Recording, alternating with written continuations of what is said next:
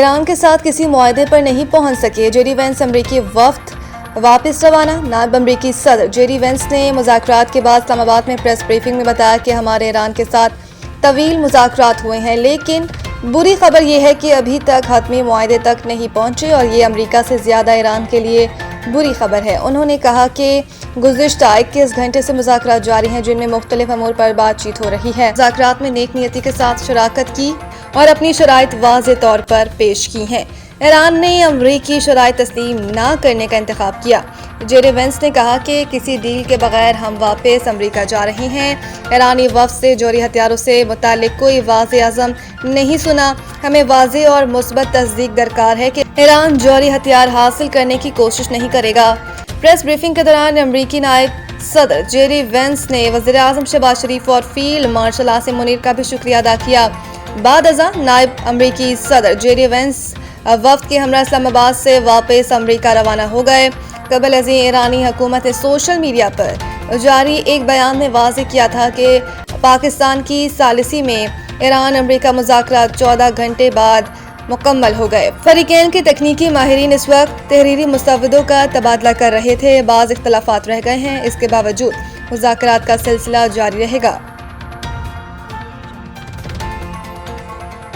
एक नशिस्त में मुआहदे की तवक्को नहीं करनी चाहिए, मुतादिद निकात पर इत्तफाक हुआ।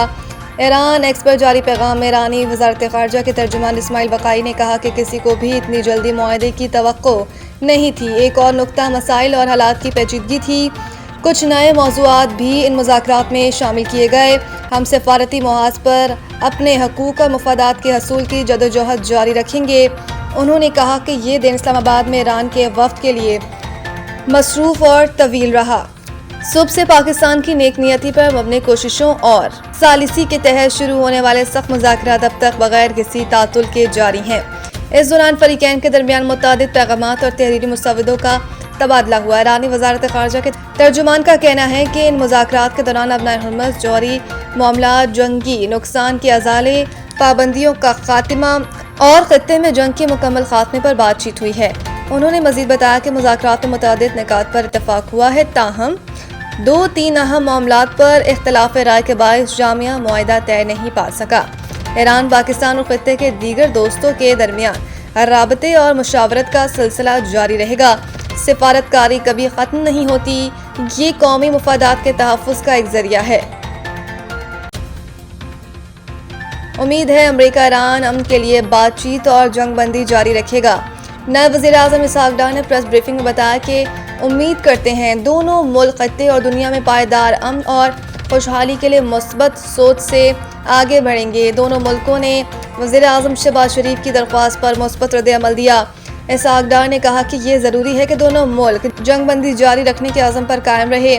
मुज़ाकराती अमल में शरीक ईरान और अमरीका के वफूद का शुक्रगुजार पाकिस्तान दोनों मुल्कों के दरमियान मुज़ाकराती अमल में सहूलत कारी का किरदार जारी रखेगा। उन्होंने मज़ीद बताया कि अमरीकी वफ़द नायब सदर जेडी वेंस की क़यादत में पाकिस्तान आया। स्पीकर मोहम्मद बाक़र कालिबाफ की क़यादत में ईरानी वफ़द ने मुज़ाकरात में शिरकत की।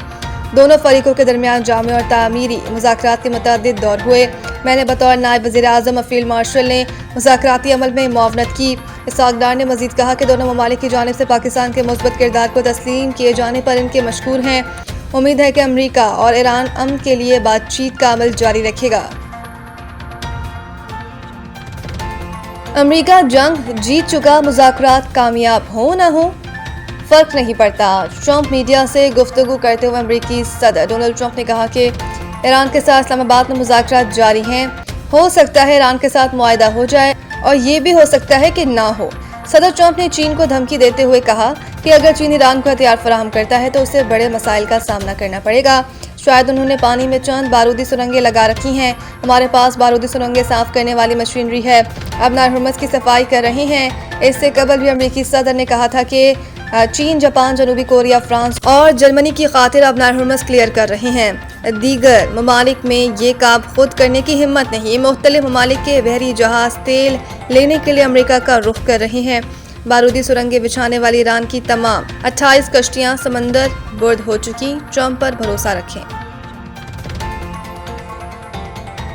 जहां दाद खान को विकेट उड़ाने पर जोश दिखाना महंगा पड़ गया। जुर्माना आयद कोयटा ग्लैडिएटर्स के fast bowling allrounder Jahandad Khan पर HBL PSL Pakistan super league के ज़ाब्ते अखलाक की खिलाफ वर्जी पर मैच फीस का 10% जुर्माना आयद कर दिया गया।